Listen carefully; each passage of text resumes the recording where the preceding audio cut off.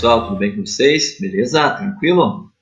Hoje nós vamos falar mais um pouquinho sobre nossas dicas, né? Nossas dicas de hoje vai ser um probleminha bastante interessante aí sobre geometria, digamos assim, no primeiro momento, mas depois vem um outro enfoque que eu já comento com vocês, tá? Então imagina que eu tenho uma circunferência e 10 pontos distintos sobre essa circunferência. Então eles estão nomeados do A ao J, beleza? Eu quero saber quantos segmentos de reta distintos podem ser formados. Quantos segmentos de reta distintos? Por exemplo, eu quero o segmento AC. É um segmento. Eu quero o segmento JH. É um segmento. Eu quero o segmento HC. É outro segmento distinto. Professor, mas se eu falar agora que eu quero o segmento CH, apesar de o nome ser o contrário, mas o segmento em si acaba sendo o mesmo. Então, o segmento HC e o CH são o mesmo. Eu não vou poder contar isso duas vezes. Certinho? Esse é o ponto de partida do nosso exercício, digamos assim. Tá? Como que eu faço para descobrir isso? Então, nós vamos trabalhar de duas formas. Uma forma bem manual, sem nenhum conhecimento prévio matemático para tal, e depois eu dou uma explicaçãozinha sobre qual conceito matemático esse problema se encaixa, além do problema geométrico já dito anteriormente. Beleza?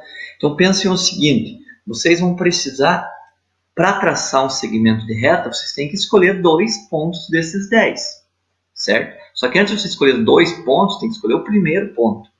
Então o primeiro ponto, o ponto de partida, vai ser a nossa origem do segmento, digamos assim.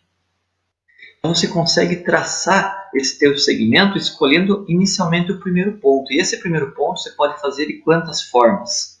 Você pode fazer de 10 formas. Então você tem 10 escolhas iniciais aqui. Tem 10 escolhas. Certinho?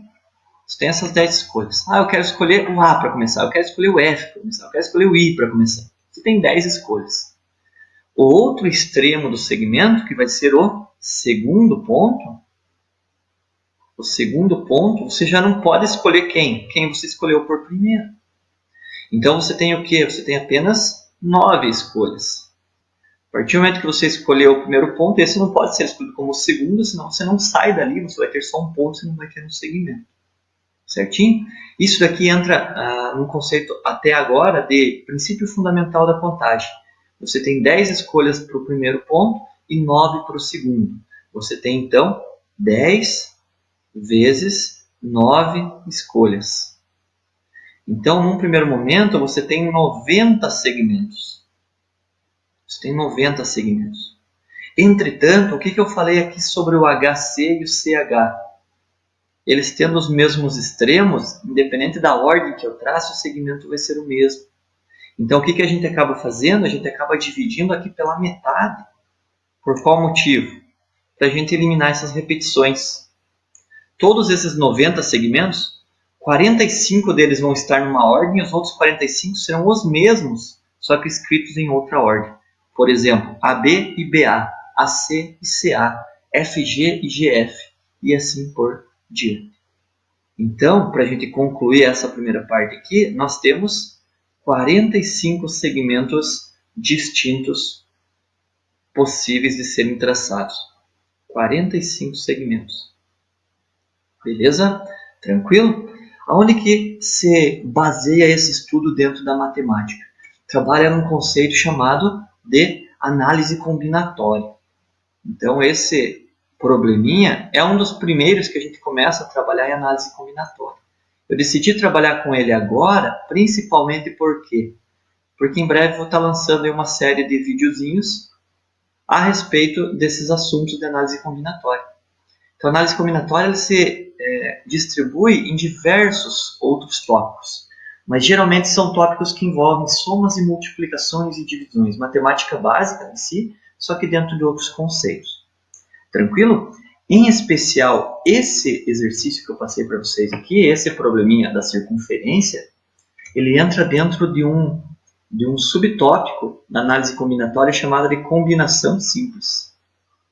Combinação simples. Qual que é a característica da combinação simples? Eu formar comissões, eu formar grupinhos de determinadas coisas, certo? A combinação simples, ela difere de um outro tópico chamado de arranjo simples em questão de ordem. Se nós tivéssemos trabalhado com um problema cuja ordem do segmento fosse importante, gerasse outro, por exemplo, o segmento AB e o segmento BA fossem coisas diferentes, nós trabalharíamos com um problema de arranjo. Como é a mesma coisa, é um problema de combinação. Problemas de combinação aparecem em determinar quantos jogos um campeonato de futebol tem, por exemplo, determinar quantas possibilidades ou qual a probabilidade de você acertar um jogo de loteria, por exemplo, com uma aposta, probabilidade de se formar um pódio dentro de uma corrida de Fórmula 1, por exemplo, certo? Então esses são os probleminhas nos quais a combinação simples se encaixa. Uma formulazinha para combinação simples é dada mais ou menos assim. Combinação de n elementos tomados P a P é n fatorial divididos por P fatorial que multiplica n menos P fatorial, certo? Essa formulazinha, ela tem aí seu símbolozinho diferente, que é o tal do fatorial. A gente vai trabalhar em breve com ele, mas é uma das formas da gente trabalhar com um número muitas vezes grande, só que representado de uma forma bastante simples. Então o fatorial vai ser muito importante para a gente, para todos os problemas que envolvem análise combinatória e, consequentemente, posteriormente, nos problemas de probabilidade. Beleza, galera? Então, por enquanto, foi só aí um gancho para a gente conversar sobre os próximos vídeos aí numa playlist de análise combinatória, mas o nosso probleminha da circunferência está resolvido. Beleza, galera? Por hoje é isso. Esse foi o nosso Dicas dessa semana. Se inscrevam no canal, curtam, compartilhem aí e até a próxima. Então, bons estudos. Tchau!